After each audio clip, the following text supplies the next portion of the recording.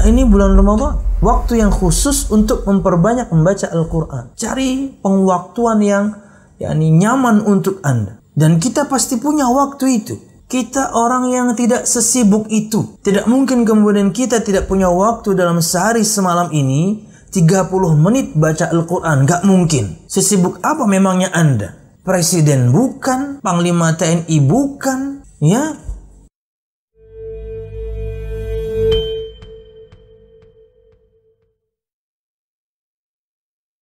Assalamualaikum warahmatullahi wabarakatuh.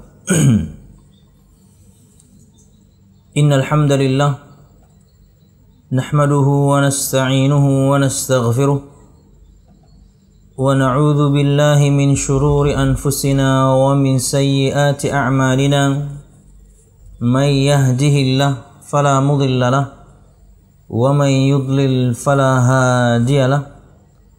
Asyhadu an la ilaha illallah wahdahu la syarika lah wa asyhadu anna Muhammadan abduhu wa rasuluh. Qala Allah Ta'ala fil Qur'anil Karim, a'udzu billahi minasy syaithanir rajim. Ya ayyuhalladzina amanu taqullaha haqqa tuqatih wa la tamutunna illa wa antum muslimun. يا أيها الناس اتقوا ربكم الذي خلقكم من نفس واحدة وخلق منها زوجها وبث منهما رجالا كثيرا ونساء واتقوا الله الذي تساءلون به والأرحام إن الله كان عليكم رقيبا يا أيها الذين آمنوا اتقوا الله وقولوا قولا سديدا يصلح لكم أعمالكم ويغفر لكم ذنوبكم ومن يطع الله ورسوله فقد فاز فوزا عظيما فإن أصدق الحديث كتاب الله وخير الهدي هدي محمد صلى الله عليه وسلم وشر الأمور محدثاتها فإن كل محدثة بدعة wa kullu bid'atin dhalalah wa kullu dhalalatin finnar amma ba'd. Al-musyahidun al-kiram, para pemirsa yang dirahmati Allah Subhanahu wa taala.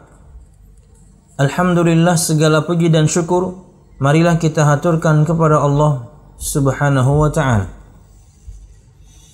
Kemudian salawat serta salam semoga selalu tercurahkan kepada junjungan besar Nabi kita Muhammad sallallahu alaihi wasallam, juga beserta para sahabatnya, keluarganya, dan segenap kaum muslimin yang selalu istiqamah berpegang teguh dengan Islam sampai hari kiamat kelak.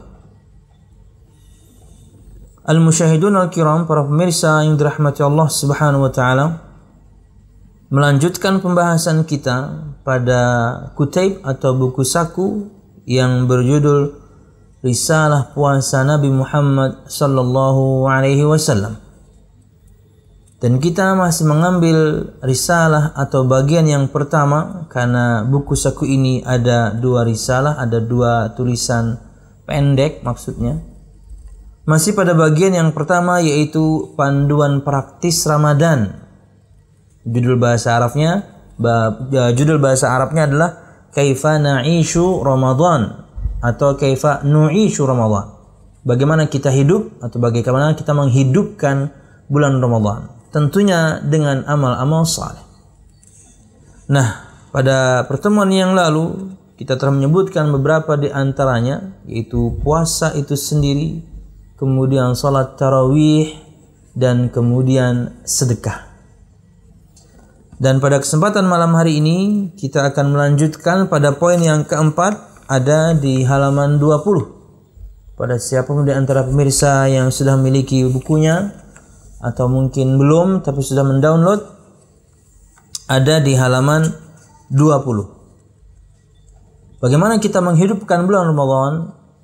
Bagaimana kita memaksimalkan satu amal di bulan Ramadan, atau amal apa yang bisa kita maksimalkan di bulan Ramadan lebih daripada ketika kita melakukan amal tersebut di bulan-bulan yang lain.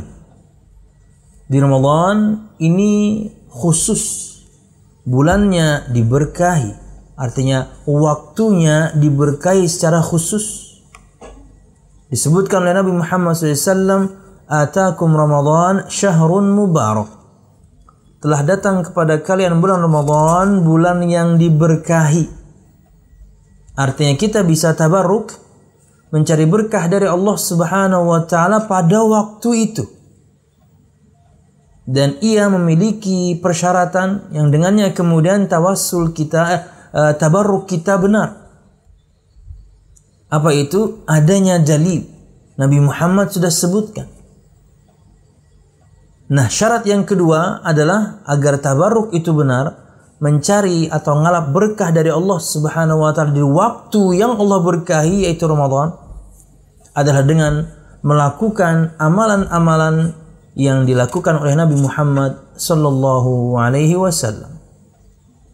Nah, di antara yakni yang sangat dianjurkan untuk kita lakukan di bulan Ramadan, kita bisa maksimalkan untuk mengamalkan amal ini adalah membaca Al-Quran dengan penuh kesungguhan. Nah ini, perhatikan halaman 20. Membaca Al-Quran dengan penuh kesungguhan. Al-Musyahidun Al-Kiram, Nabi Muhammad sallallahu alaihi wasallam bersabda, "Iqra'ul Quran, fa innahu ya'ti yawmal qiyamah syafi'an liqari'ihi." Dalam riwayat lain, li ashabihi. Oh, kama qala sallallahu alaihi wasallam. Bacalah Al-Quran, karena sesungguhnya nanti ia akan memberikan syafaat, pertolongan kepada para pembacanya, kepada para ahli Al-Quran. Kata Nabi Muhammad sallallahu alaihi wasallam di hadis yang lain, "Man qara'a harfan min kitabillah kana lahu bihi hasanah wal hasanatu bi'ashri amthaliha.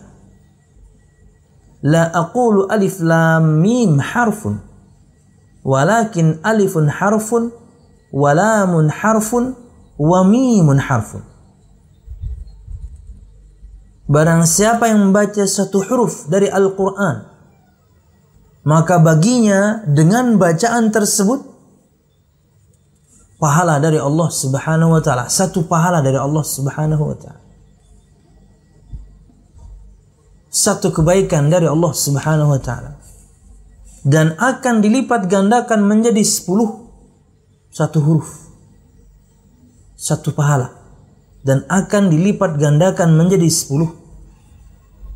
Dan aku tidak katakan alif lam mim itu satu huruf, tapi alif satu huruf, lam satu huruf, dan mim satu huruf. Dan subhanallah, tentunya ketika kita membaca Al-Quran, ya tidak sependek itu juga kan. Yang penting kita harus baca. Bikin perjanjian kepada diri sendiri untuk membaca. Cari waktu yang tepat, yang paling nyaman untuk Anda untuk membaca. Mau setelah subuh, silahkan. Mau di waktu duha, boleh. Setiap selesai salat, tidak ada yang melarang. Karena ini bulan Ramadan, waktu yang khusus untuk memperbanyak membaca Al-Quran. Cari pengwaktuan yang nyaman untuk Anda. Jika Anda membaca Al-Quran dengan lancar, maka setengah jam itu bisa dapat 1 juz. Dan kita pasti punya waktu itu. Kita orang yang tidak sesibuk itu. Tidak mungkin kemudian kita tidak punya waktu dalam sehari semalam ini 30 menit baca Al-Quran. Gak mungkin. Sesibuk apa memangnya Anda? Presiden bukan, Panglima TNI bukan, ya, pimpinan pesantren bukan, dan lain sebagainya. Artinya orang-orang yang harusnya punya kesibukan yang banyak yang ulun sebutkan tadi. Nabi Muhammad SAW itu sibuknya luar biasa. Seharusnya kalau beliau pemimpin, tapi tetap bisa kemudian beliau membacanya. Masa kita tidak? Dan berkaitan dengan orang-orang yang menghafal sebagian dari Al-Quran, atau mungkin separuh, atau bahkan subhanallah 30 juz. Jika tidak menjaganya, mudah hilang. Menghafal Al-Quran, menghafalnya mungkin lebih mudah. Mempertahankannya itu yang tidak mudah. Makanya Anda dapati para hufadz atau hafidz, para penghafal Al-Quran, mereka selalu murojaah. Karena mempertahankannya itu lebih berat dibandingkan menambah. Maka bikin perjanjian dengan diri sendiri bahwasanya saya setiap hari harus dapat 1 juz. Tapi waktunya kapan ya? Atur sendiri Anda waktunya. Mungkin habis subuh dapat 1/4 ya. Duha dapat 1/4 ya. Nanti sore 1/4 ya. Nanti habis tarawih 1/4, sejuz. Kalau mushaf Al-Quran yang cetakan Madinah itu 1 juz 10 lembar. Itu mesti 1 juz itu 10 lembar. Kalau Anda bagi 5, tadi kan bagi 4 nih. Kalau Anda bagi 5, ya berarti kan 2 lembar. 2 lembar berarti 4 halaman. Nggak sampai 15 menit. Tentunya bagi yang lancar ya. 1, 2, 3, 4. Sebentar. Wallahu a'lam bishawab. Ada 2 perkara yang perlu saya sampaikan kepada saudaraku sekalian berkenaan dengan keadaan salafus saleh di bulan suci ini, tentang membaca Al-Quran dengan penuh kesungguhan. A. Banyak membaca Al-Quran yang dilakukan oleh salafus saleh radhiyallahu anhu ajma'in dan rahimahumullah, memperbanyak atau banyak membaca Al-Quran. Dan dia akan menenangkan hati dan jiwa. Membaca Al-Quran, dia akan menenangkan hati dan jiwa. Tentunya siapapun di antara kita yang belum faham bahasa Arab, akan lebih baik untuknya ketika membaca Al-Quran minimal Anda baca terjemahannya. Karena ada tafsir Al-Quran yang dipahami oleh semua orang. Kata Imam Ibn Abbas radhiyallahu anhu, ada tafsir Al-Quran, makna dari Al-Quran yang semua orang itu faham.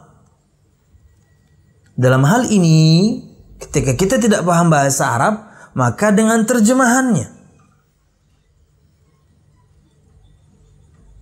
Ayat-ayat ketuhanan. Ayat-ayat yang menunjukkan akan keagungan Allah. Contoh mudah, di asma dan sifat itu menunjukkan akan keagungan Allah semua. Dan per halaman Al-Quran itu minimal ada 20. Kurang lebih. Per halaman. Karena inti Al-Quran itu adalah untuk kita beriman kepada Allah.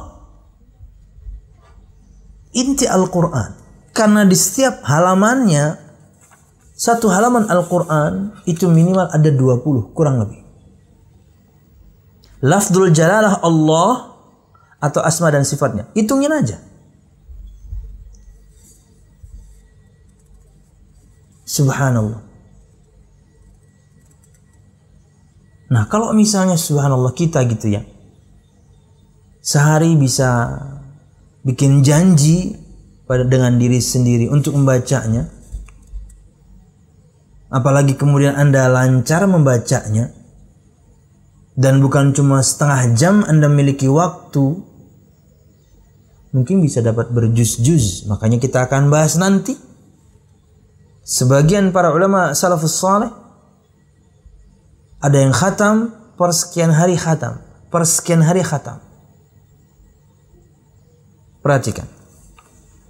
Ada dua perkara yang perlu saya sampaikan kepada saudaraku sekalian. Berkenaan dengan keadaan salafus saleh di bulan suci ini. Ingat ya, ini kasus yang khusus. Yaitu membaca Al-Quran di bulan Ramadan. Bukan di hari-hari biasa. Banyak membaca Al-Quran. Bulan Ramadan adalah bulan Al-Quran. Ya, identik dengan Al-Quran. Syahrul Quran, nama lain dari bulan Ramadan. Bulannya Al-Quran. Karena Al-Quran diturunkan di bulan Ramadan. Kita semua dianjurkan agar memperbanyak membaca Al-Quran pada bulan ini. Kenapa? Nabi Muhammad pun melakukannya. Dan kita akan bahas bagaimana salafus saleh melakukannya.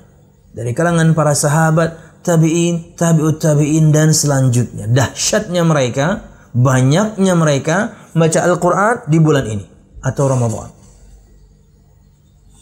Di antara keadaan salafus saleh adalah selalu menyibukkan diri dengan hal-hal yang berkaitan dengan Al-Quran, bukan sibuk dengan yang lain. Misalnya Anda punya akun media sosial, ya bolehlah. Apalagi tentunya Anda sudah menyaringnya.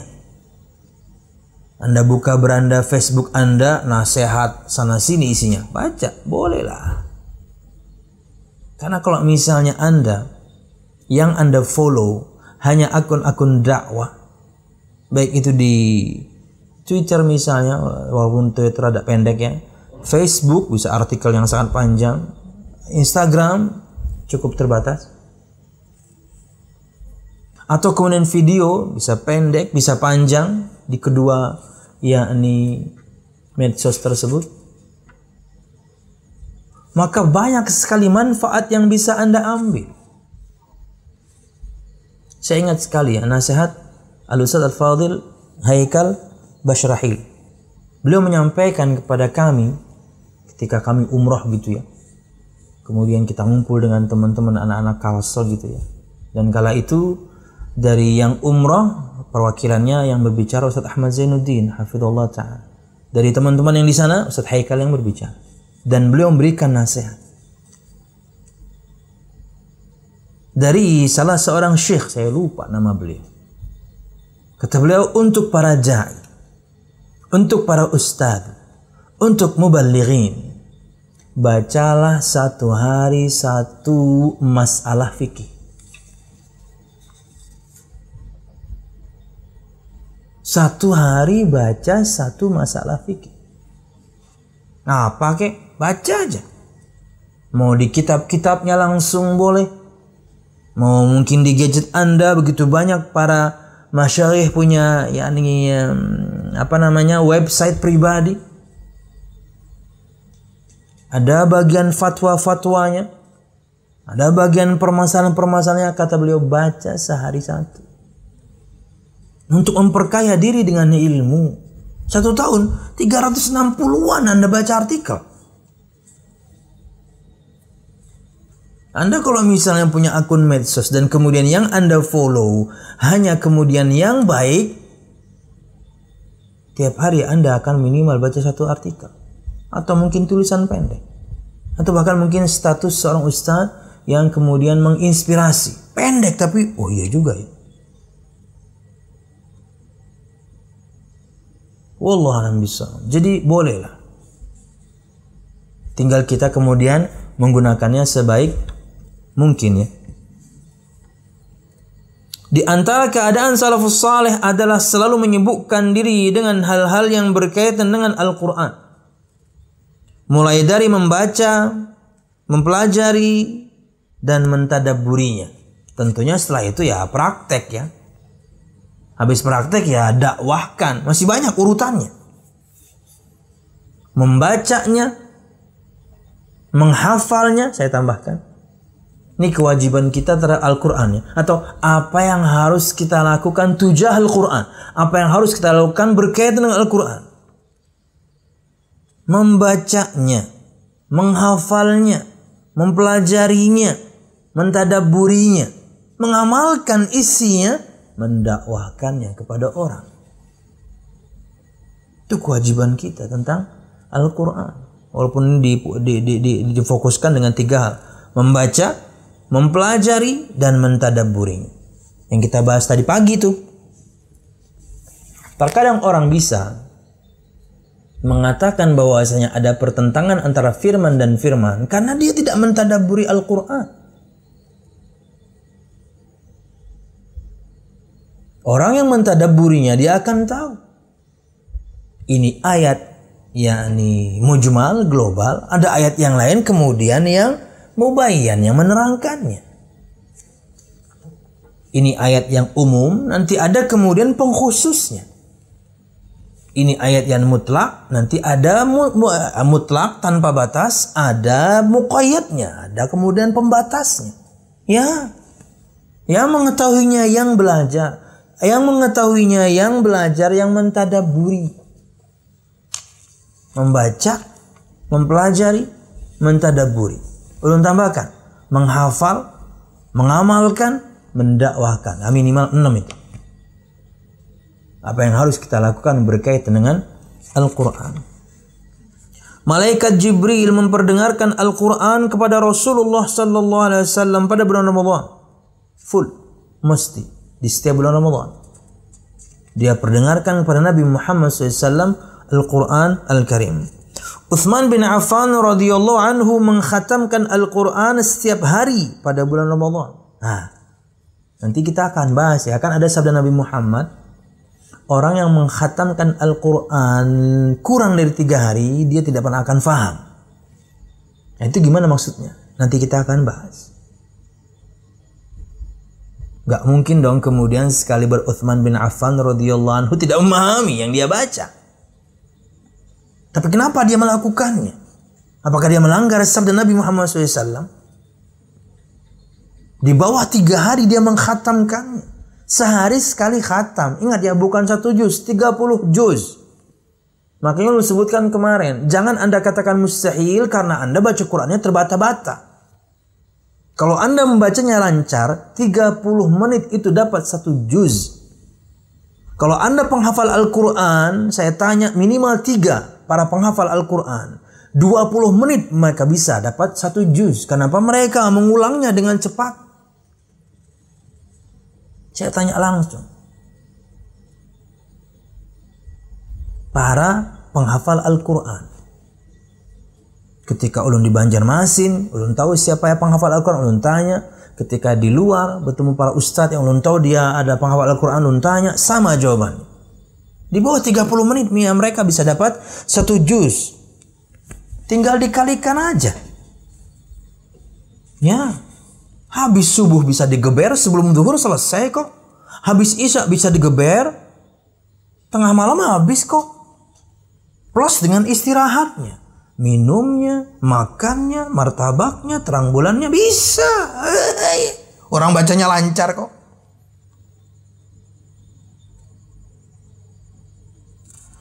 Di antara salafus saleh ada yang mengkhatamkan Al-Quran dalam salat tarawih tiap 3 malam sekali.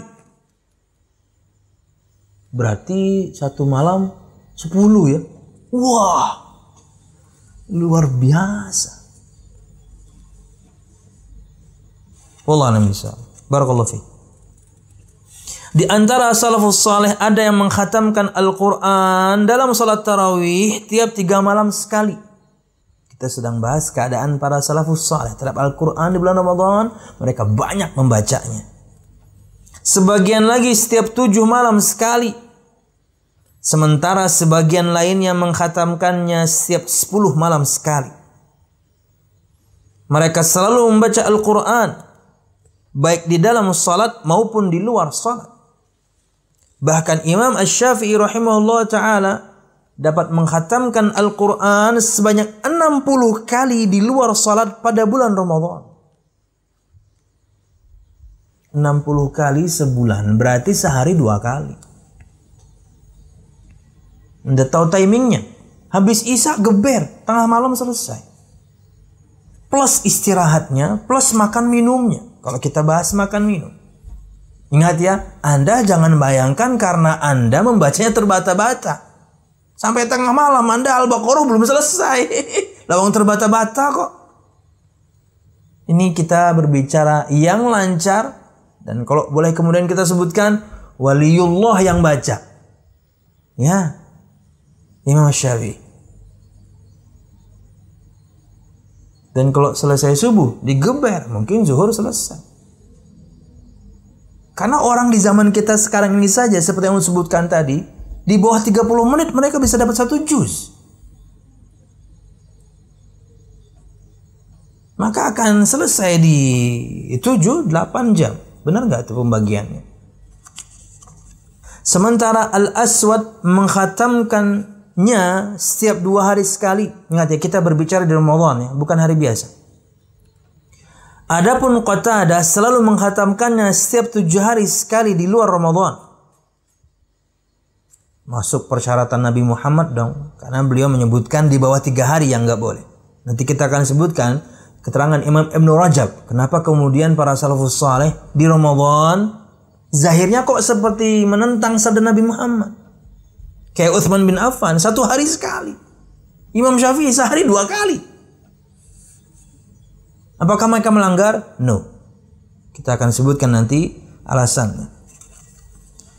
Kemudian dan pada dan pada 10 terakhir bulan Ramadan beliau mengkhatamkannya setiap malam. Qatadah, salah satu ahli tafsir dari kalangan tabi'in, mudah-mudahan saya tidak salah. Pada bulan Ramadan, Imam Az-Zuhri menutup majlis-majlis hadis dan majlis-majlis ilmu yang biasa diisinya. Beliau mengkhususkan diri membaca Al-Quran dari mushaf. Saya ingat tapi nggak sebulan full sih ya. Di beberapa waktu gitu ya, Ustaz Al-Fadhil Ahmad Zainuddin itu kalau sudah masuk 10 hari terakhir dia nggak terima ceramah dia. Nggak terima ceramah dia. Kenapa? Baca Quran. Baca Quran.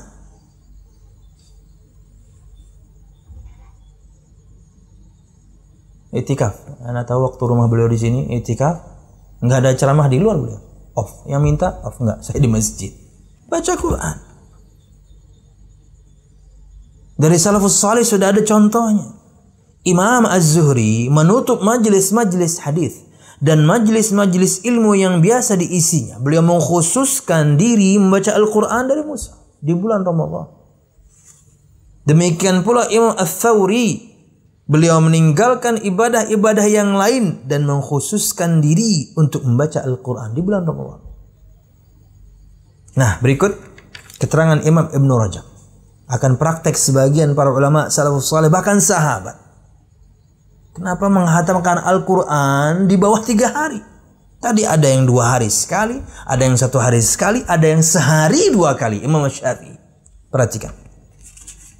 Ibn Rajab berkata, larangan mengkhatamkan Al-Quran kurang dari 3 hari tertuju bagi yang membiasakan hal itu. Larangan itu bagi yang membiasakan hal itu. Adapun pada waktu-waktu yang utama seperti bulan Ramadan, terkhusus lagi pada malam-malam yang diperkirakan sebagai malam Lailatul Qadar, atau di tempat-tempat yang utama seperti Mekah bagi selain warga Mekah, orang yang umrah gitu ya, maka dianjurkan agar memperbanyak membaca Al-Quran. Sekalipun kemudian dia khatam Al-Quran di bawah 3 hari. Tidak terlarang. Yang terlarang itu yang membiasakannya. Tapi kalau di waktu yang spesial seperti Ramadan, tidak terlarang. Mereka memperbanyaknya. Dari praktek Utsman bin Affan pun sudah jelas. Dan itu di antara sunnah. Wallahu a'lam bishawab. Kayaknya bagus juga nih challenge ya. Untuk siapapun yang membaca Al-Qur'annya lancar, challenge diri sendiri. Sehari dapat berapa? Tok-toknya misalnya ada seorang mencoba men-challenge dirinya sehari dapat dia 30 juz. Waduh. Tetap bisa nggak bisa makan dong Ramadan. Enaknya memang yang habis Isya atau habis tarawih. Ya. Berarti Anda tahu ya bagaimana dahsyatnya Imam Syafi'i. Dahsyat luar biasa. Imam paling cerdas di antara semuanya. Ya. Wallahu a'lam bishawab. Sejak kecil Imam Malik rahimahullah ta'ala sudah tahu beliau akan jadi orang besar. Bukan berarti Imam Malik kemudian tahu apa yang akan terjadi. Enggak. Dari tanda-tanda. Ini akan menjadi orang besar suatu saat. Wallahu a'lam bishawab. Dan terjadi. Rahimahumullah subhanahu wa ta'ala, para imam ahlus sunnah wal jamaah. Supaya mendapatkan keutamaan pada waktu dan tempat tersebut, kita kan sudah bahas itu. Allah Maha memberikan berkah, hak Allah untuk memberkahi apapun dan siapapun. Waktu tertentu, tempat tertentu, orang tertentu, amal tertentu, benda tertentu. Udah berapa tuh? Tempat, waktu, orang, amal, benda. Ya, 5. Hak Allah untuk memberkahi apapun dan siapapun. Allah berkahi kota Mekah, wabil khusus Ka'bah. Allah berkahi bulan Ramadan. Dari sabda Nabi Muhammad tadi, telah datang pada kalian bulan Ramadan, bulan yang diberkahi. Mekah, wabil khusus Ka'bah. Firman Allah Subhanahu wa taala Ali Imran 96 dan saya tidak salah, tolong di cross check. Inna awwala baitin wudi'a lin-nas lalladzi bi Bakkah mubarakan wa hudalil alamin. Sesungguhnya rumah ibadah yang diperuntukkan pertama kali untuk segenap umat manusia adalah rumah ibadah yang ada di Bakkah. Mubarakan, tempat tersebut diberkahi. Bakkah itu nama lamanya Mekah.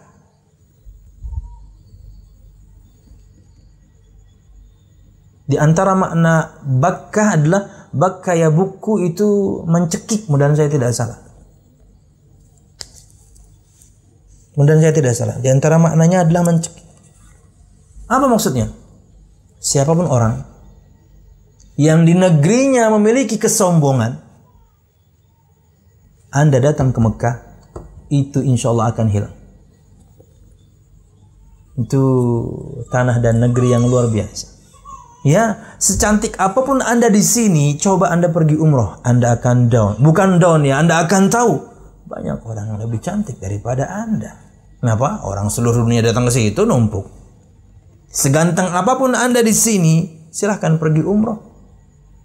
Sombong Anda dengan kegantengan Anda di sini. Sombong Anda dengan kecantikan Anda di sini. Akun Anda penuh dengan wajah Anda misalnya. Coba deh pergi umroh. Mungkin pulang-pulang Anda akan hapusin tuh foto. Kenapa? Tak taunya di atas langit ada satelit. Di atas langit ada langit. Ya. Akan menekan. Bukan mencekik, menekan kalau tidak salah artinya. Menekan leher-leher orang-orang yang sombong. Itu nggak bisa sombong di sini. Itu di antara makna Bakkah, dan saya tidak salah.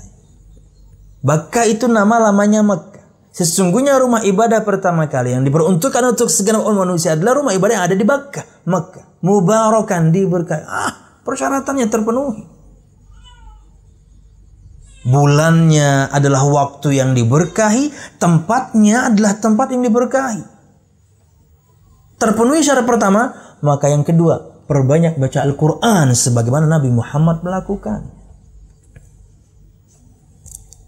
Kata beliau, supaya mendapat keutamaan pada waktu dan tempat tersebut, waktunya utama, tempatnya utama. Waktunya adalah waktu yang diberkahi, tempatnya tempat yang diberkahi. Makanya ini perkara yang khusus. Inilah pendapat Imam Ahmad Ishaq bin Rahuyah atau Rahawai, guru beliau, dan juga ulama yang lain.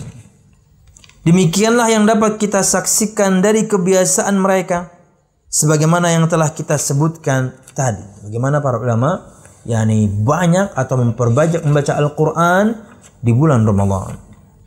2 atau B. Kan kata beliau, saya akan sampaikan Ya, ini berkenaan dengan keadaan salafus salih bulan Ramadan. 1, banyak baca Quran. 2, ini mungkin rada berat ya,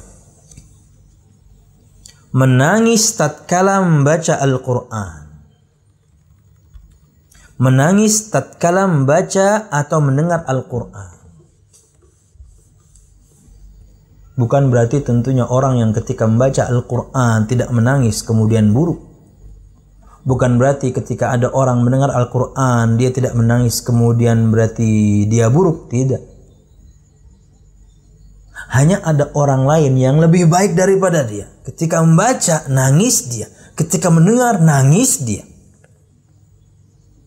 Karena faham, karena mentadaburi.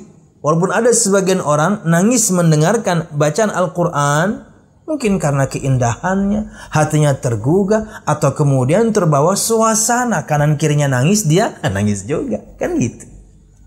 Kalau memang hati seorang itu lembut, Anda pergi umroh, jangankan dengarkan Syekh Sudes baca Quran, Anda lihat Ka'bah aja nangis. Saya bukan dukun, bukan. Tapi lihat aja nanti. Anda pergi, lihat Ka'bah dan nangis.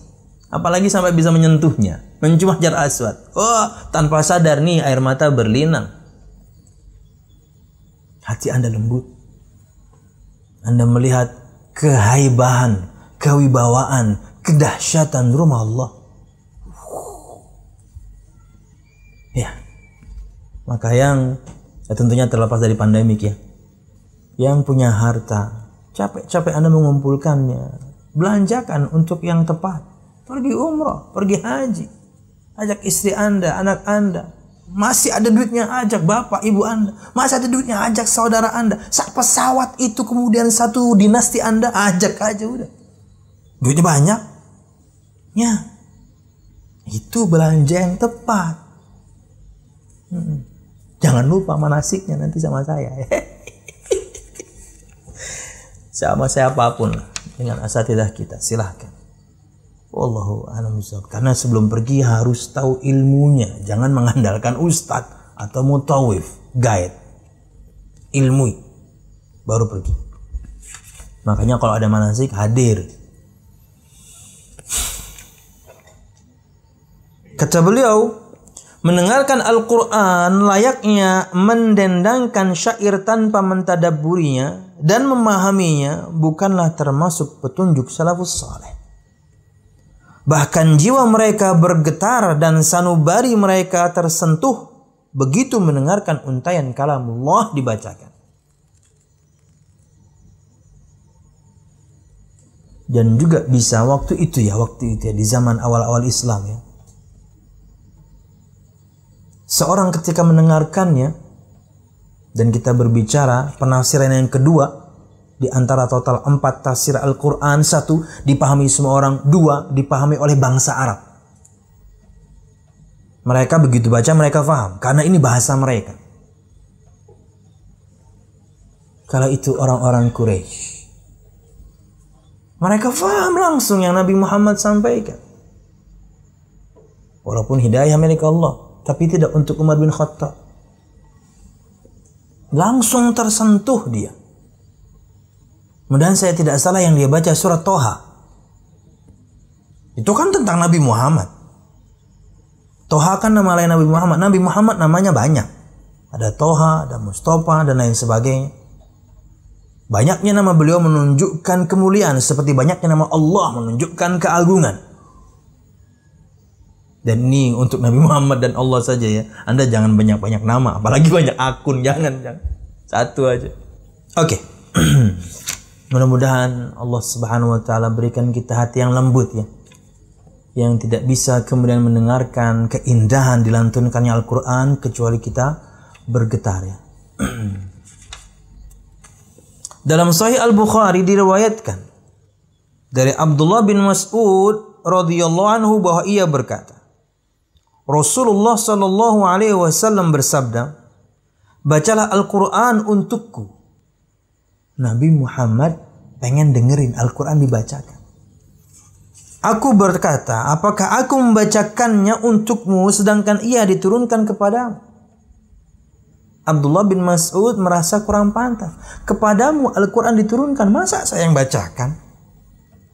Kata Nabi Muhammad SAW, aku senang mendengarkannya dari orang lain. Terkadang untuk kasus kita zaman sekarang, bukan cuma senang, tapi keharusan. Anda nungguin anak Anda baca Quran. Atau dia setoran gitu ya. Tapi harus senang ya. Karena ia akan menenangkan. Dan di saat yang sama ketika diulang-ulang kitanya, ketika nungguin anak baca, ketika nungguin anak menghafal, kitanya juga ikut hafal nanti. Lawang terulang-ulang kok, dia ngapal, kita ngelihat, kita ikut hafal. Dan tidak sedikit yang seperti itu. Orang tua jadi ikut hafal ayat Allah karena nungguin anaknya baca atau anaknya menghafal. Dan para bapak harus punya waktu itu ya. Para ibu ya jelas lah mereka di rumah. Para bapak harus punya waktu. Mereka ingin memperlihatkan itu kepada Anda. Jangan sampai kemudian Anda pergi bekerja, sebelum subuh Anda sudah pergi, mereka masih tidur. Anda pulang malam, mereka sudah tidur. Sampai gak ketemu ayahnya, boro-boro. Apalagi kemudian bisa memperdengarkan hafalan yang mereka sudah hafalkan sekarang. Bapaknya nggak ada.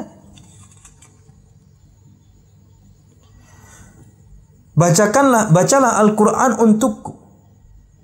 Aku berkata, kata Abdullah bin Mas'ud, apakah aku membacakannya untukmu sedangkan ia diturunkan kepadamu?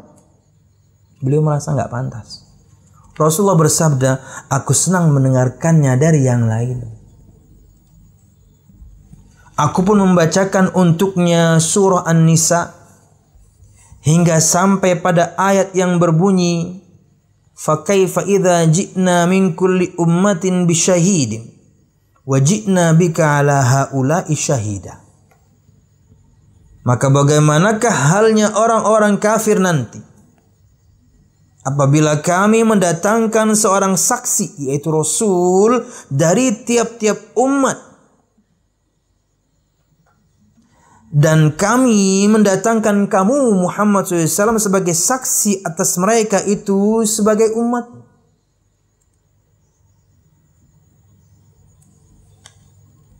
Disebutkan dalam Sahih Bukhari, Nabi Nuh akan dihadapkan dengan umatnya. Dan Allah bertanya kepada umat Nabi Nuh, apakah telah datang kepada kalian pemberi peringatan dan juga kabar gembira, pemberi peringatan? Dan mereka mengatakan tidak ada. 950 tahun berdakwah dia katakan tidak ada. Apa enggak kurang ajar tuh umatnya Nabi Nuh? Hai Nuh, apakah kamu sudah menyampaikan risalahku? Sudah ya Allah. Siang malam saya menyampaikan, bukan siang doang, siang malam. Falam yazidhum du'ai illa firara, ada di surah Nuh. Tidak menambahkan apapun kecuali mereka makin lari siang malam. Siapa yang bisa menjadi saksimu bahwasanya kamu hai Nuh sudah menyampaikan risalahku? Apa kata beliau? Muhammad dan umatnya yang akan bersaksi untuk saya. Nah, itu pentingnya kita belajar. Dan itu pentingnya itu utamanya umat ini, utamanya kita ini, umat Nabi Muhammad. Jadi saksi untuk umat sebelumnya. Apalagi Nabi Muhammad SAW. Karena semua nabi dan semua rasul akan dihadapkan dengan umatnya, dikonfrontir. Sampai pada ayat itu. Bagaimana nanti keadaannya orang-orang kafir itu kalau nabi mereka, rasul mereka kami datangkan. Karena mereka akan mendustakan. Dan kamu Muhammad kami juga datangkan sebagai saksi untuk umatmu sendiri. Beliau berkata, hasbuk, cukup. Nabi Muhammad suruh stop, cukup. Aku menoleh kepada beliau, ternyata kedua mata beliau meneteskan air mata. Subhanallah. Lembutnya hati Nabi Muhammad SAW. Dan bagaimana beliau betul memaknai ayat ini. Karena beliau sangat sayang kepada kita, umatnya. Kita yang kurang ajar sama beliau. Ya dong. Kasus di Haud nanti. Sebutkan oleh Nabi Muhammad SAW. Kasus di Haud nanti. Di telaga Nabi Muhammad nanti. Kan ada yang diusir dari telaga. Nabi Muhammad, ya Allah, ini umatku. Kamu tidak tahu yang mereka lakukan sepeninggal. Ngapain? Berbuat beda. Nabi Muhammad gak pernah ajarkan kita bikin-bikin.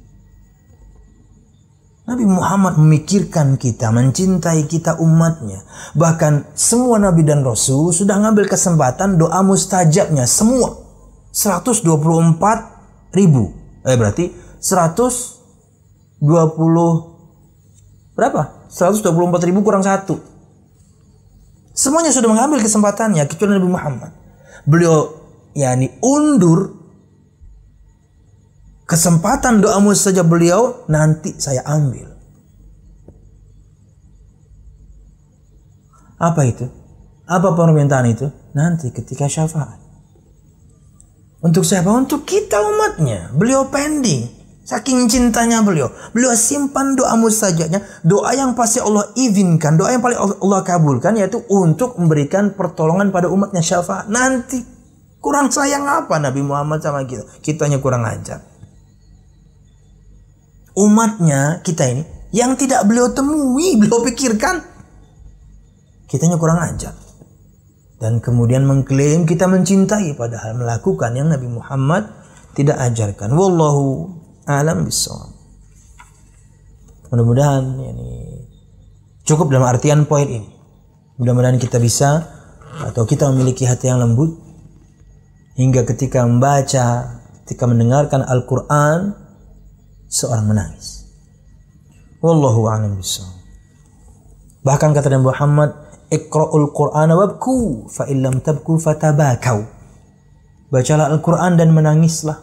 Jika kalian tidak bisa menangis, pura-pura nangis, nggak apa-apa. Sampai seperti itu sallallahu alaihi wasallam. Poin yang kelima, kita akhiri dengan ini. Di antara hal atau amal yang bisa kita lakukan dan kita maksimalkan nanti di bulan Ramadan. Apa itu? Tetap duduk di dalam masjid hingga terbit matahari. Tetap duduk di dalam masjid hingga terbit matahari. Nunggu syuruk, kemudian salat syuruk. Salat isyraq, disebutkan oleh para ulama, ia adalah salat duha yang paling awal. Perhatikan. Apabila Rasulullah Shallallahu Alaihi Wasallam selesai menunaikan salat subuh, beliau selalu duduk di tempat salatnya hingga terbit matahari.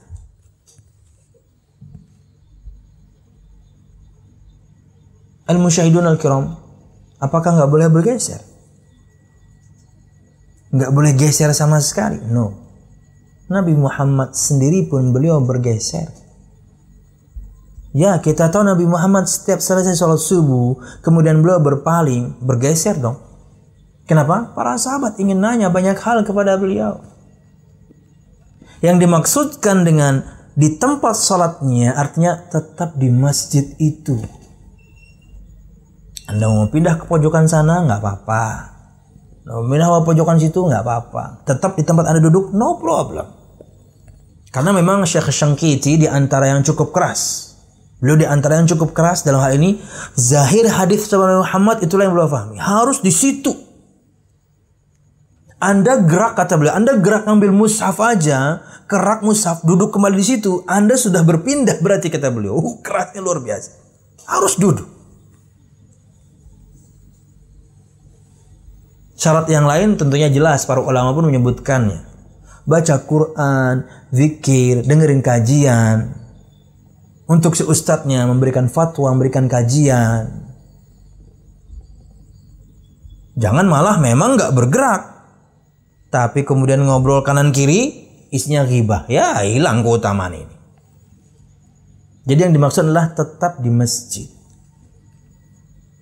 Bagaimana kemudian dengan orang yang di rumah? Apalagi kayak kasus sekarang pandemik. Sama kata para ulama, bisa. Karena intinya adalah salatnya, syaratnya harus salat berjamaah. Masjid jelas. Bagaimana dengan yang di rumah? Karena dia uzur, dia salat di rumah. maka hukumnya sama. Mungkin di tempat tertentu misalnya, atau waktu kemarin misalnya, dia masih di zona merah luar biasa, dia di rumah karena sebab dia berjamaah di rumah dengan keluarganya, no problem. Dan kemudian dia duduk berzikir, baca Quran hingga waktu syuruk pun berlaku. Jadi inti dari sabda Nabi Muhammad ini di antara keterangan para ulama adalah tetap di masjid itu. Bukan fokus kemudian di titik dia duduk, enggak. Walaupun seperti itulah pemahaman Syekh Syangkiti, harus di situ. Tapi tidak, rajihnya tidak seperti itu. Wallahu a'lam bishawab. Imam At-Tirmidzi meriwayatkan sebuah hadis dari Anas bin Malik radhiyallahu anhu dari Rasulullah sallallahu alaihi wasallam bahwa beliau bersabda, "Man shallal fajr fi jama'atin thumma qa'ada yadhkurullaha hatta tatlu'a asy-syamsu thumma shalla rak'ataini kanat lahu ka'ajri hajjatin aw umrah tammah."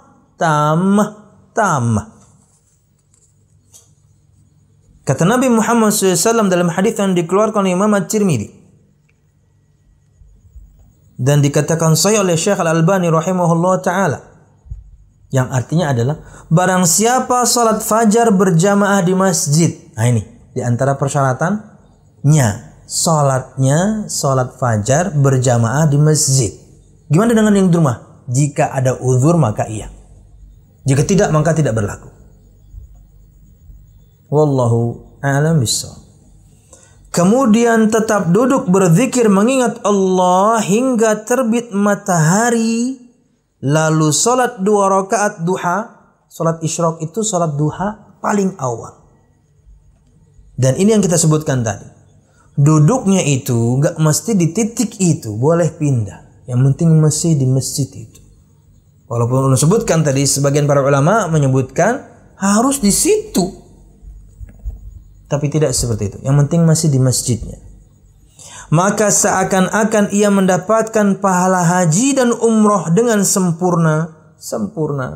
Maksudnya pahalanya luar biasa besar. Ini bisa kita maksimalkan, pemirsa. Kapan? Nanti di bulan Ramadan. Di hari-hari biasa pun bisa. Dan duduknya sebagian jamaah tentunya ada yang zikir, ada yang sholat. Tapi kalau ada kajian, ya mereka duduk dengerin kajian sampai waktu syuruk. Kita tutup. Hal ini berlaku tiap hari. Maka bagaimana pula bila dilakukan pada bulan Ramadan? Artinya hadis yang tadi itu umum tiap hari. Gimana kalau bulan Ramadan? Tentunya lebih dahsyat karena bulan Ramadan bulan yang diberkahi. Wahai saudaraku, semoga Allah Subhanahu wa taala menjaga engkau. Berusahalah mendapatkan pahala yang agung ini dengan tidur malam yang cukup dan meneladani orang-orang saleh. Karena kalau nggak cukup, Anda ngantuk. Memang subuh mungkin iya, tapi habis itu Anda nggak bisa nunggu syuruk, nggak, berat. Kenapa? Tidurnya kurang. Karena mungkin terlalu malam tidurnya. Kurang dari 6 jam nggak kuat Anda. Anda pasti akan membalasnya sedikit. Berat untuk nunggu syuruk itu. Makanya ada keistimewaan untuk orang yang menunggunya dengan berzikir, baca Quran, dan menjalankan ketaatan yang lain. Bahkan disebutkan di antaranya amar ma'ruf nahi munkar boleh. Nasihati teman gitu ya. Dengan tidur malam yang cukup dan meneladani orang-orang saleh. Ya, bahkan yakni mereka habis isya sudah tidur. Kalau habis isya sudah tidur, jangankan jam 4, jam 5 subuh, jam 2 mesti kebangun untuk salat malam. Kenapa? Karena udah cukup. Karena waktunya sudah cukup. Yang dibutuhkan tubuhnya untuk istirahat sudah cukup. Senantiasa bersungguh-sungguh dalam mencari keridhaan Allah dan selalu bertekad untuk mencapai derajat yang tinggi di surga Allah Subhanahu wa taala. Wallahu a'lam bishawab. Ini yang bisa kita sampaikan dan bermanfaat. Salah dan khilaf ulum, mohon maaf. Mudahan kajian kita diberkahi Allah Subhanahu wa taala. Amin ya rabbal alamin. Besok insyaallah kita akan lanjutkan dalam dalam poin yang baru, i'tikaf, walaupun tentunya akan banyak hal yang akan ulun skip. Kenapa? Ulun ingin sebutkan intinya saja, mungkin persyaratannya. Dari WhatsApp. Assalamualaikum Ustaz. Waalaikumsalam. Semoga Ustadz dan keluarga beserta tim dalam keadaan sehat dan dalam lindungan Allah Subhanahu wa taala. Amin ya rabbal alamin. Barakallahu fikum dan juga antum semuanya. Izin bertanya Ustadz, dalam membaca Al-Qur'an lebih baik dalam keadaan suara pelan atau boleh dikeraskan Ustadz? Apabila di bulan Ramadan biasanya ada tadarus di masjid dengan mikrofon. Apakah itu diperbolehkan Ustadz? Syukran. Barakallahu fikum barakallah. Ya. Berkaitan dengan membaca Al-Quran, apakah kemudian suaranya pelan saja atau dikeraskan? Saya nggak bahas mikrofon dulu ya. Maka situasional ya. Misalnya nih, habis Isya, habis Tarawih, Anda ingin baca rada kencang suara dikit, nggak apa-apa. Anda nggak ganggu siapa-siapa. Teman-teman juga suaranya cukup nyaring kok. Lain kasusnya misalnya contoh habis Isya. Anda ingin baca Quran, tapi sebagian kaum muslimin misalnya ada yang masbuk. Maka yang masbuk itu, kata Imam Nuqayyim, mereka sedang melakukan sesuatu yang lebih utama dibandingkan Anda yang baca Quran. Mereka lagi sholat. Maka kecilkan kala itu. Tapi kalau suasana nyaman, aman, keraskan sedikit nggak apa-apa. Biar lebih mantap mungkin ya, nggak apa-apa. Tapi jika suasananya sikonnya kurang oke, contoh seperti yang tadi, kecilkan. Ala kadarnya cukup Anda saja yang mendengar. Ya, alif lam mim. Anda saja yang mendengar cukup. Nah, berkaitan dengan mikrofon maka ini sangat tidak dianjurkan. Apalagi misalnya yang disuruh baca itu masih terbata-bata. Yang lancar saja. Dengan mikrofon kemudian dengan loudspeaker di luar Anda membacanya. Anda bukan kemudian memperdengarkan Al-Quran dengan keindahan, enggak. Anda ganggu. Orang pengen istirahat. Orang ingin istirahat. Jangan sampai Anda mengira Anda kemudian sedang melakukan ketaatan padahal Anda ganggu orang. Itu yang lancar. Apalagi terkadang yang disuruh anak-anak yang baru bisa baca Quran dan mereka masih terbata-bata. Dan mikrofonnya, loudspeakernya kencang luar biasa. No. Untuk para DKM Masjid Musalla, ketika Anda ingin tadarusan, tidak seperti itu caranya.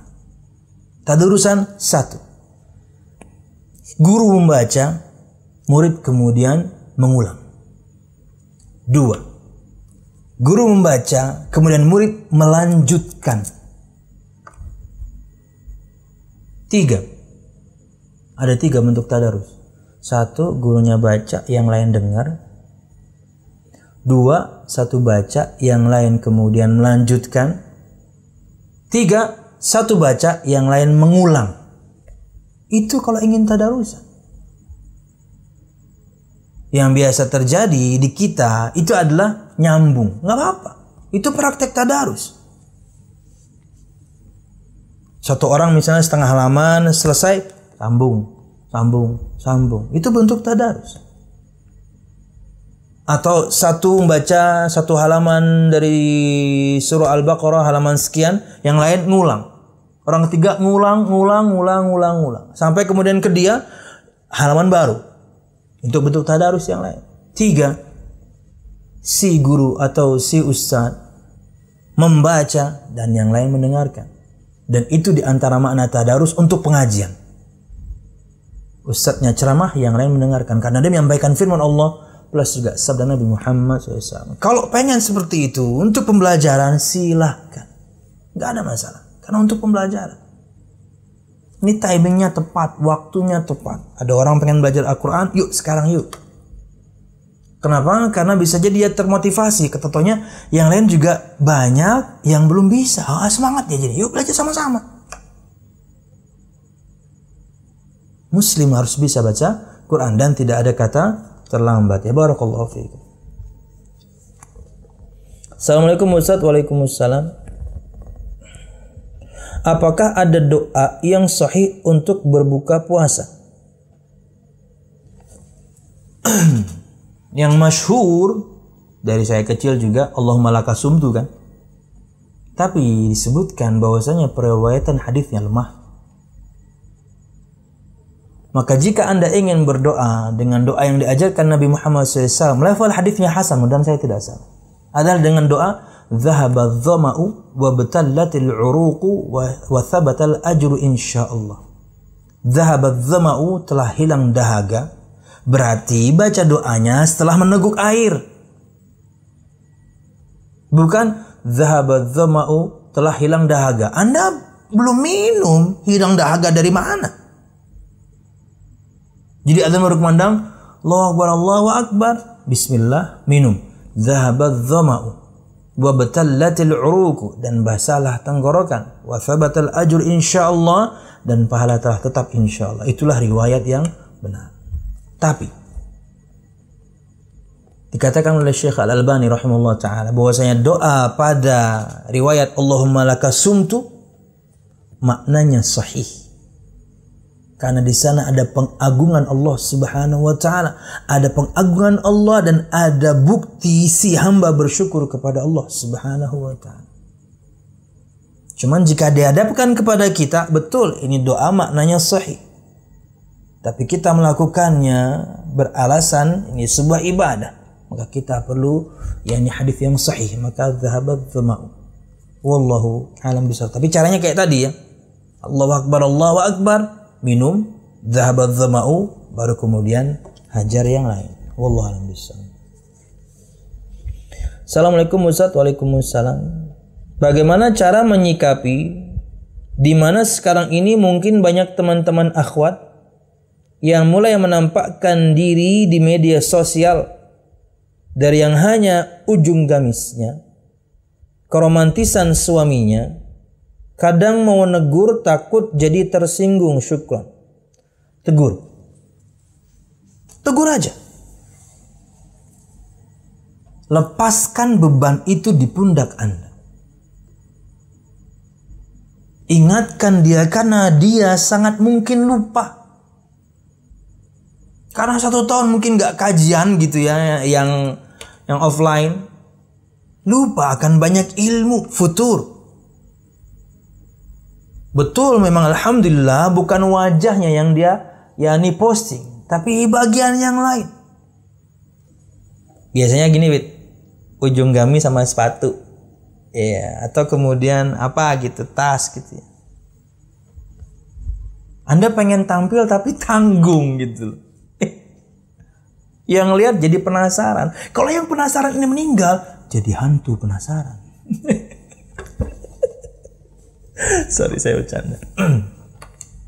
Tegur. Karena seseorang bisa lupa. Seorang siapapun di antara kita dihampiri futur. Tegur. Faham dia, tugas kita selesai. Lanjut dia dengan hal tersebut, kemudaratan dia akan hadapi sendiri. 2, berkaitan dengan keromantisan, sama, tegur aja. Berbahaya. Ya. Berbahaya. Syaitan bisa masuk dari jalan apapun, kapanpun, dimanapun, dengan medsos apapun. Nikmati keromantisan rumah tangga Anda sendiri. Nikmati kecantikan istri Anda, kebaikan agama dan akhlaknya, fisiknya sendiri. Gak perlu dibagi-bagi sama orang. Ini untuk ikhwan yang istrinya subhanallah, yang istrinya masya Allah. Sebaliknya sama.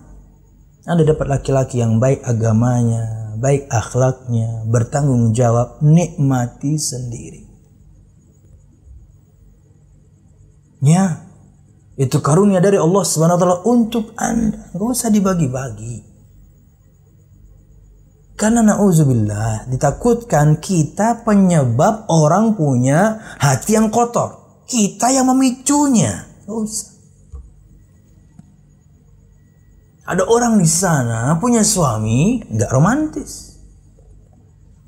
Ada orang di luar sana punya istri enggak taat suami. Ada orang di luar sana bahkan punya pasangan aja belum.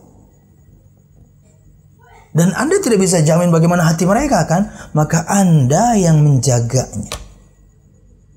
Ini untuk si pelaku. Untuk Anda tegur. Itulah tugas Anda sebagai sama muslim. Jangan gak enakan.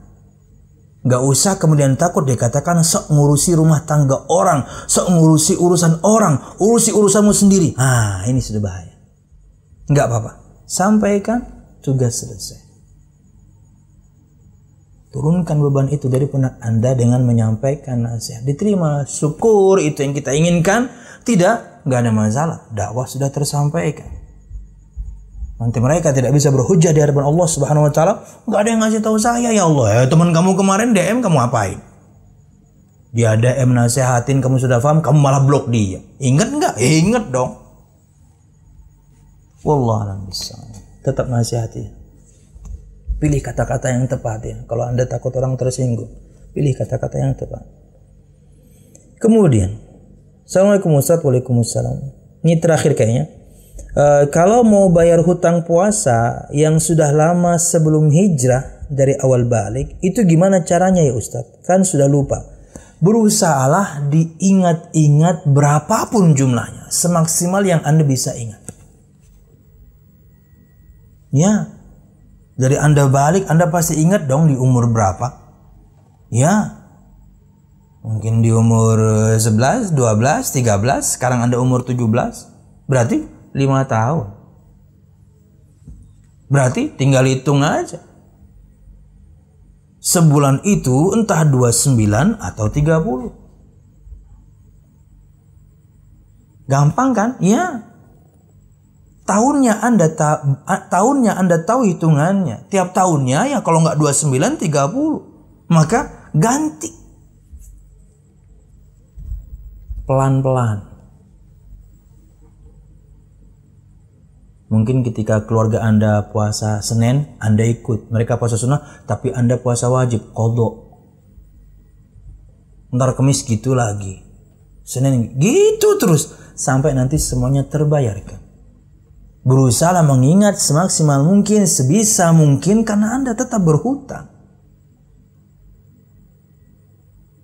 Semoga Allah Subhanahu wa taala mudahkan untuk Anda atau siapapun di antara Anda, hai kaum wanita, yang mungkin di masa lalu lalai. Padahal dia tahu, dia sudah balik, dia tahu ini kewajiban, tapi lalai. Tetap harus dibayar sekarang. Wallahu a'lam bishawab. Semoga Allah mudahkan untuk Anda untuk membayarnya. Dan jangan bayar fidyah, nggak ada urusannya sama fidyah. Anda ninggalkan kok. Nggak ada bab fidyah itu untuk Anda, nggak. Bayar puasanya. Qadha.